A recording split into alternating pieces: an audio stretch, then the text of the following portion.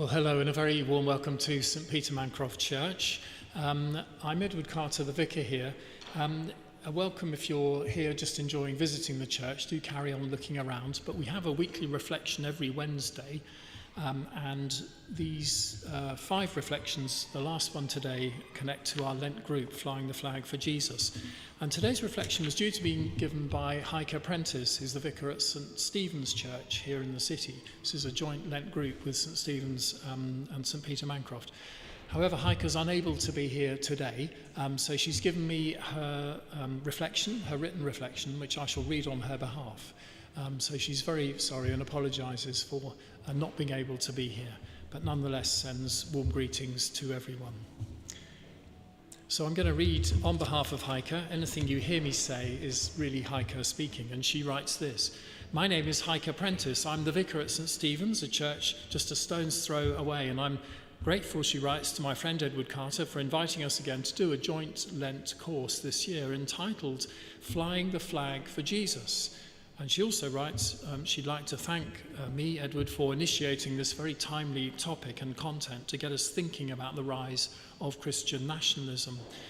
And then she goes on to write this. Just a brief recap.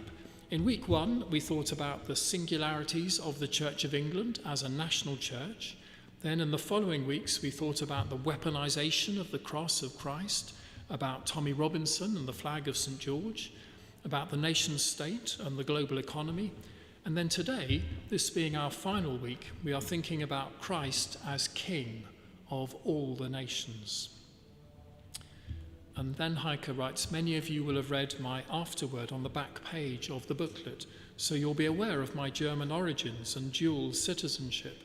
On my father's side, I have documented roots in the southern German village I grew up in, going back some 400 or 500 years. On my mother's side, the story is more complex. She was born in a German settlement called Hoffnungsfeld in the south of modern-day Ukraine, an area which used to be also known as Bessarabia. My mother's parents were descendants of German settlers who had followed Tsar Alexander I's invitation in 1812 to settle in this comparatively empty region. It's a turbulent story which ended abruptly with the Hitler-Stalin Pact in 1940, which meant that all 93,000 German settlers, among them my grandmother and mother, aged 3, had to leave everything behind. They wound up in camps initially and then were resettled on farms in the Warther Gau, from which their Polish owners had recently been expelled. And eventually, towards the end of the Second World War, they had to flee on foot to Germany, effectively refugees in a country they had never been to. The stories, Heike writes, I grew up with contained accounts of starvation and rape, violence, unbelievable suffering, and loss. Add to this mix the current developments when politicians warn that the alliances we once took for granted are being reshaped so rapidly that we can barely keep up. Calls for the UK and their European neighbours to rearm and be more self-reliant when it comes to military might sounds strange to many ears, but most strange of all to Germans, whose very limited defensive Bundeswehr, the army, is firmly integrated in NATO. For the first time since the end of the Second World War, a slim majority of Germans support an increase in defence spending. And this quote on social media captures the incredulity that many Germans feel about this. This is from social media. As a German, I just want to get this straight. The entire Western world wants us to build up a huge army, march through Poland, and fight the Russians if necessary. Just writing it down so there are no misunderstandings in the future. And then Heike writes this. Why am I telling you this?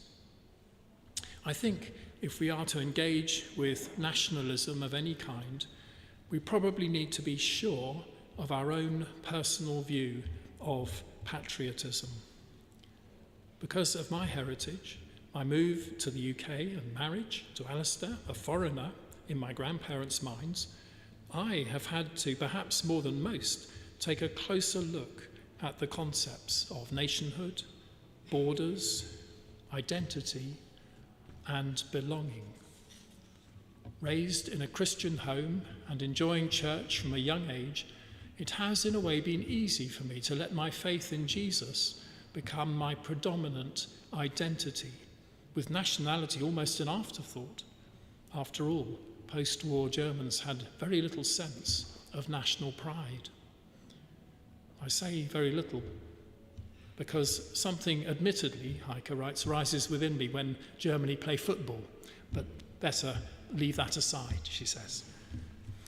And as some of you may know, my theological upbringing could be labelled as evangelical or pietistic, although perhaps not in the way most people here would understand it.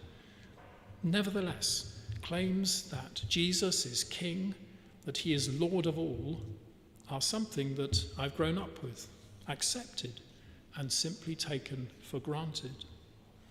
Such claims of kingship were typically understood as relating to people's personal lives, citing Romans chapter 10 and verse 9 in particular, which reads as follows: "If you confess with your mouth that Jesus is Lord and believe in your heart that God raised him from the dead, you will be saved."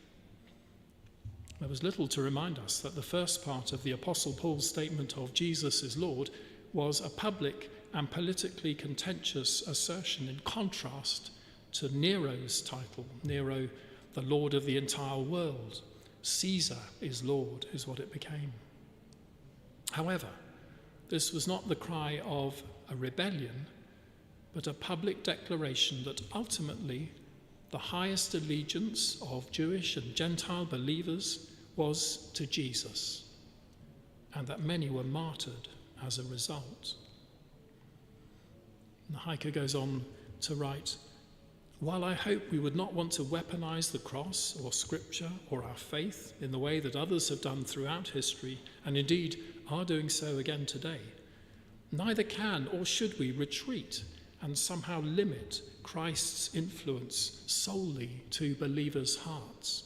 Our public declarations should match our private convictions. That Jesus is the rightful King of all the nations is particularly powerfully illustrated by his refusal to accept the title on the devil's terms when he offers him a shortcut, thereby avoiding the cross, to world domination. This is from Matthew chapter 4. Again, the devil took Jesus to a very high mountain and showed him all the kingdoms of the world and their splendor. "All this I will give you," he said, "if you will bow down and worship me." And Jesus said to him, "Away from me, Satan, for it is written, worship the Lord your God and serve him only." And so we are challenged to find and use appropriate language for Jesus' lordship without buying into the language of domination or supremacy. And I think the minute we allow ourselves to move from the personal to the universal, from private to public claims, we will encounter opposition, especially whenever and wherever we are confronted by totalitarian-minded rulers or systems or governments. And then Heike goes on to write this. A good example is, of course, Dietrich Bonhoeffer, who believed that the atrocities of the Nazi regime were a moral and spiritual evil, and therefore demanded and deserved God's direct judgment. He was not defending himself, but was combating the systematic genocide of Jews. For him, this was not only a time for private prayer and faith, he believed it was a time for action and for resistance. At first, he tried to convince the church in Germany that it should not stand idly by while evil triumphed.